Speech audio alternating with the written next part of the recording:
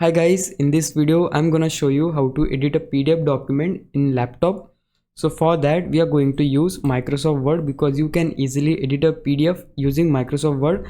So here in the search bar I'll type Word.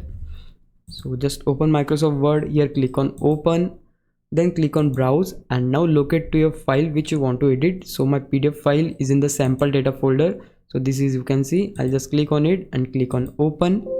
Then you will see this pop-up where we need to click on OK, and yeah, here you can see the PDF. So whatever changes you want to do, you can just do from here. I can just increase the size, change the color, whatever changes you want to do, you can just do that. And once you done with your changes, just click on file.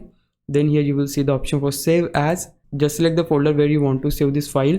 So I'll just again click on sample data because on the same folder I want to save this file. So I'm just going to name the file edited because this is the edited version of my PDF. Now here we need to change save as type, so we need to change it from Word document to PDF. Then just click on save.